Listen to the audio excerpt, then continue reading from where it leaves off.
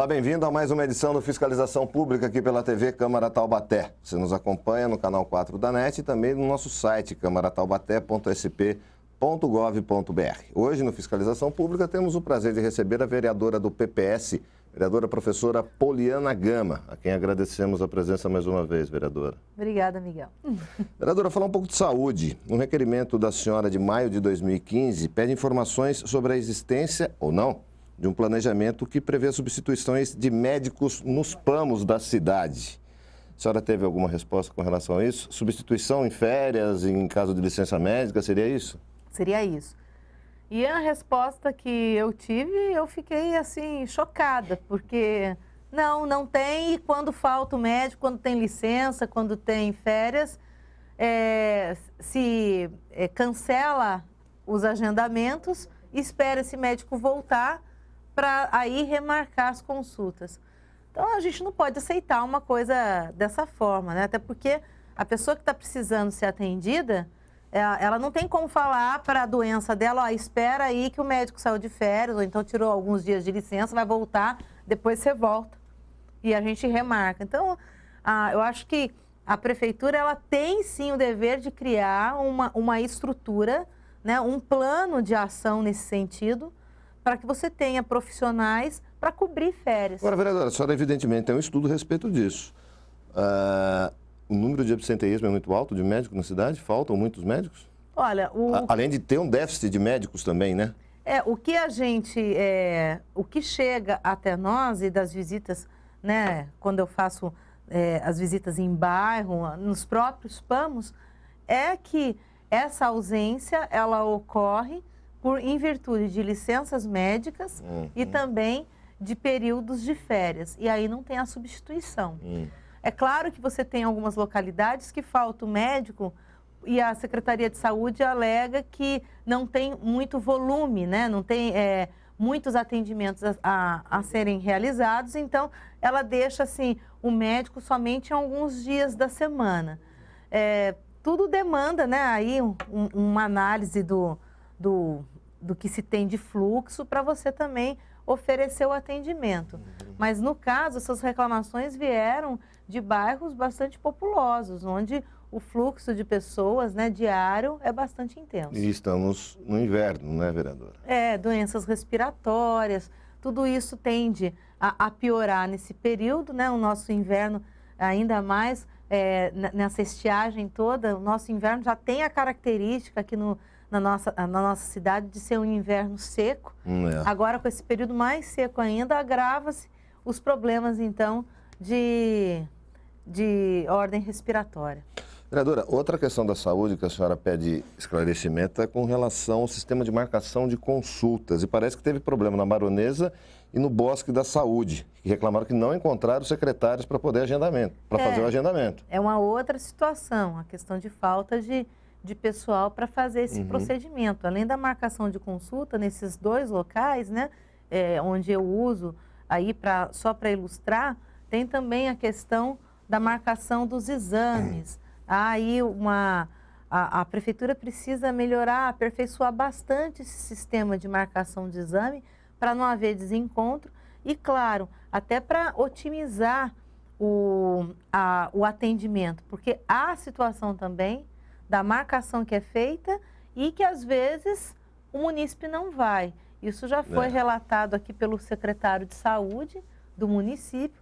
Eu acredito que precisa de uma grande campanha de conscientização, até para que essas pessoas compreendam que, se você não vai, uma pessoa fica sem o atendimento. Então, criar algum dispositivo que essa pessoa... Tem que ter responsabilidade também, né? De ter a sua responsabilidade, ou então dela avisar, olha, aconteceu um problema, não vou ter como ir, e você poder estar atendendo mais gente para não ficar ocioso aquele horário. Ainda na saúde, a senhora também falamos de falta de médicos, falamos de problema no sistema de marcação de consultas e agora também a revitalização de parte predial existente no PAMO do bairro do Santa Teresa. Deixa a desejar? Olha, do Santa Teresa começou a reforma lá, mas na verdade, quando eu fui visitar o local, porque olha, há muito tempo eu solicito junto com a equipe de lá a reforma dessa estrutura. Quando eu ouvi, ó, começou a obra aqui, fui, o que a gente tem de fato lá? Tem a ampliação do prédio, mas a estrutura ainda não é contemplada nesse pacote de obras. Peraí, estão ampliando, mas não estão revitalizando o que já existe. Pois bem, é isso. Estão aumentando o que já está ruim. Ou seja, eles estão aumentando, espero que com uma estrutura melhor. Mas o prédio que já existe, olha, só para você ter uma ideia, na sala do pediatra, ele coloca numa trinca da parede uma caneta. Que ele fala que se o dia aquela caneta cair, ele sai correndo com o paciente e tudo junto, porque vai cair tudo. Tamanha é a trinca que se tem nessa sala. E o que eu não consigo entender então tá, nós vamos ampliar o prédio, mas e a estrutura que já existe, como é que faz, como é que continua a atender daquele jeito? Então, no meu modo de entender, a prioridade seria melhorar aquela estrutura. E por isso que a gente insiste, a resposta foi de que essa melhora da estrutura já existente vai ser, será uma segunda parte. Primeiro eles vão ampliar e depois vão melhorar a estrutura já existente. Eu vou estar acompanhando dia a dia. Agora, vereador, o plano do São Pedro, do Alto São Pedro, é relativamente novo. Pois a população também está pedindo melhorias ali, né? O que a população relata é que a reforma, parte da população sentiu ali como só uma coisa muito destinada à pintura. Então, por isso que eu peço... Uma maquiagenzinha para ficar mais ou menos. Por isso que eu peço detalhamento do que foi feito, até para que eu possa explicar para a população, né, no que foi aplicado o recurso, né, o dinheiro público, para chegar ao ponto de ter um ambiente mais acolhedor, e com uma estrutura melhor de atendimento. E é relativamente novo lá mesmo, no Alto São Pedro, né? Foi inaugurado no segundo mandato do Peixoto. Pois bem, se a gente for comparar com os outros, né, mais antigos, a gente percebe que é relativamente novo. Né? Teriam outros locais, outras prioridades. Agora, vereadora, a senhora caminha, a gente sabe, a senhora faz visita a escolas, a postos médicos e tal. A questão estrutural da saúde, a gente sabe que tem um gargalo aí na consulta, a humanização da saúde. Na questão estrutural, também, pelo que a senhora pede de solicitações, de explicações para a prefeitura, também está deixando a desejar. Mas qual é o principal ponto da saúde na sua avaliação hoje? Olha, hoje eu penso o seguinte, nós temos que investir mais em prevenção, tanto é que eu, na época, fiz denúncia ao Ministério Público Federal, porque, um exemplo que eu vou citar, a questão da dengue. Sim, 2.300 casos confirmados hoje, mas em 2013 eles não usaram o total da verba para prevenção da dengue. O resultado em 2014 foi aquilo, né? Só de registrados foram mais de 10 mil casos. Oficializados. E há aqui, por parte da própria Câmara, alguns vereadores que colocam que isso foi muito maior. Olha só, eu bati tanto nisso, fiz denúncia para o Ministério Público Federal, mostrei para o prefeito que houve aí um relapso, né, por parte da administração de não utilizar todo esse recurso, sendo que a gente precisa de um trabalho preventivo. Eu acredito que o efeito positivo disso foi que em 2014, a partir de julho, eu pelo menos observei uma operação mais sistemática de prevenção. E qual foi o resultado esse ano? Um quarto do que foi noticiado hoje, vereadora, até porque a gente está gravando, hoje é dia 23. Pois bem. 23 de junho acabou de chegar oficialmente 2.300 casos. Então, nessa altura, o ano passado, a gente já estava aí perto desses milhares de casos aí. E hoje a gente teve um número bem mais reduzido. É claro que o objetivo é zerar, mas comparado, isso prova o quê? Que o trabalho preventivo, ele realmente funciona. Ele dá certo e, claro, todos nós temos que fazer a nossa parte. Mas a gente tem ainda a questão, se tem a situação da prevenção, temos, e acredito que é possível corrigir isso em termos de investimentos. Mas também a situação das internações. Ainda o povo taubatiano sofre muito, né? Aí com a espera por falta de leitos. É claro que essa falta de leitos é uma demanda que a gente tem também aí o dever de fazer uma articulação com o governo do estado por conta das responsabilidades, né? Perante o sistema Único de Saúde, né, o SUS, de cada ente federado. Nós precisamos rever a tabela SUS. Por que é assim? Mas falta médico. Qual médico que quer trabalhar na saúde pública? Nós também temos que rever essa tabela. Eu não lembro aqui exatamente o ano que houve a última revisão da tabela SUS, mas ela está totalmente desatualizada.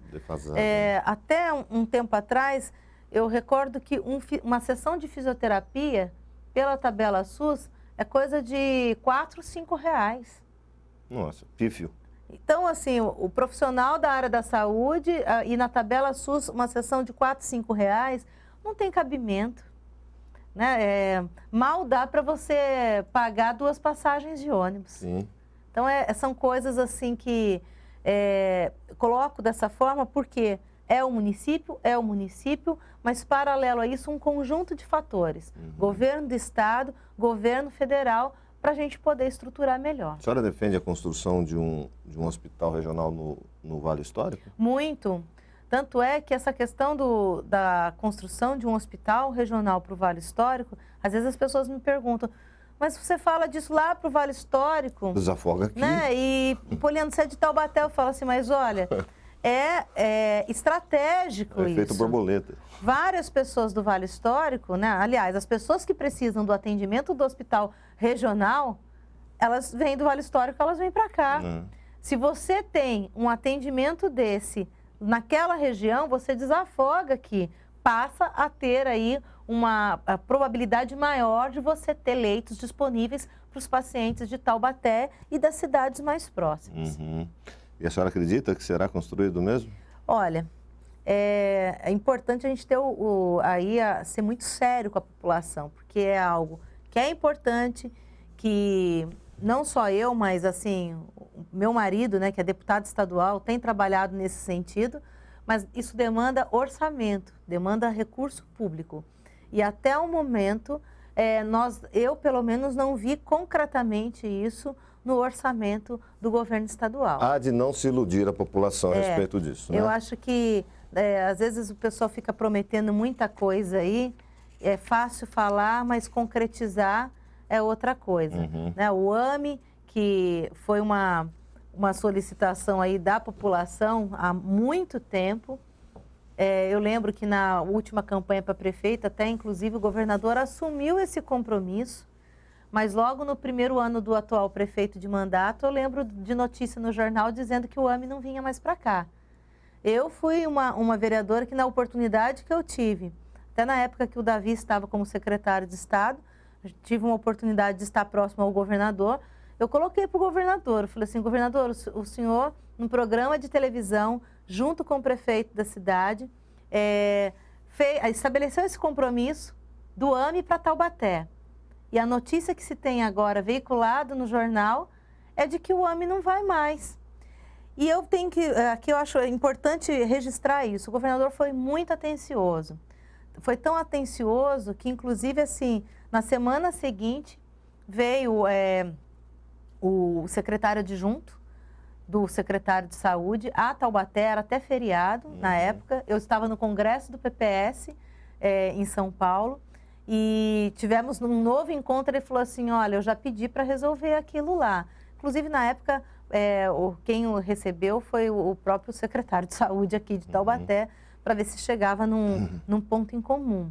Hoje as notícias já são outras, já teve até o processo de licitação e eu torço muito para que se concretize, né, esse atendimento médico na nossa cidade, que vai beneficiar muito a nossa população, principalmente a população de Taubaté. Muito bem.